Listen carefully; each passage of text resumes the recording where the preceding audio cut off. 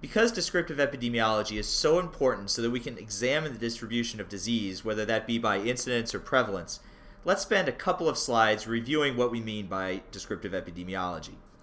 In this approach, in descriptive epidemiology, the rates of disease are presented according to characteristics of the population, commonly by person, so for example by age or gender or race, or place, or by time. A great example of this comes from Cincinnati Children's Hospital and Dr. Andy Beck, who has characterized the geographic distribution of pediatric asthma in Cincinnati.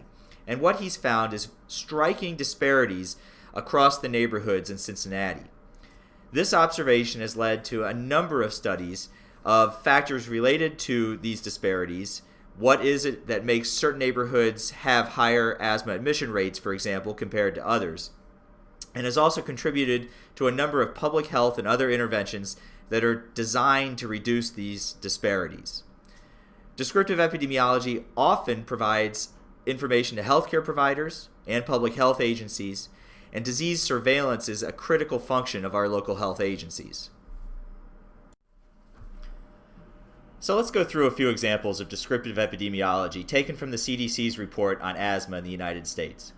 In this first figure, the prevalence of asthma is displayed according to a number of factors, including sex, age, race, ethnicity, poverty status, and region of the country. Note that by examining the data according to these factors, we may observe differences that prompt additional study in the form of analytic study designs. For example, when examining the prevalence of asthma by ethnicity, we see a dramatically increased rate among Puerto Ricans. This observation has led to multiple studies of environmental and genetic risk factors among Puerto Rican populations. You might also be surprised to see that the prevalence of asthma is higher in non-metropolitan regions, despite common perceptions. Here's another descriptive epidemiology example. This figure shows the prevalence of asthma by age and sex, and interestingly, early in life, the prevalence of asthma is higher among boys compared to girls. This changes beginning in adolescence, and by age 16 to 18, and then continuing throughout adulthood, the prevalence of asthma is higher among women compared to men. This type of descriptive data may prompt further research questions and hypotheses surrounding events, exposures, and other factors that occur during adolescence and may play a role in this change. Here's a final example of descriptive epidemiology that has directly led to both analytic epidemiology and public health action. This is a map displaying the age-adjusted death rates for malignant mesothelioma, a cancer of the lining of various parts of the body, frequently the pleura.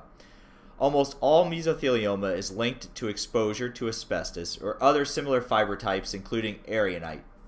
If we look at this map, we see that rates are elevated on the coasts of the country in the Northeast and the Pacific coasts, likely due to occupational asbestos exposure in the shipbuilding industry or other industries that are located in these areas. What I'd like to draw your attention to is the northwest corner of Montana, where you'll see a number of counties with elevated rates of mesothelioma. This observation has led to the uncovering of a public health emergency in Libby, Montana. And if you're not familiar with Libby, Montana, I would highly recommend that you read some of the numerous articles that are available about this site. It is the site of one of the worst public health emergencies in the United States, and a truly sad story. But to summarize, Libby, Montana was the site of a vermiculite mine that provided for almost 70 years the majority of the world's supply of vermiculite.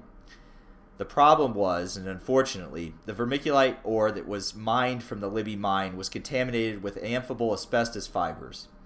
In addition to the workers who were exposed, environmental exposure to the vermiculite and the contaminated asbestos that was in the vermiculite was occurred throughout the town of Libby through the application of this vermiculite that was taken from the mine and put in the homes and the gardens, used as insulation.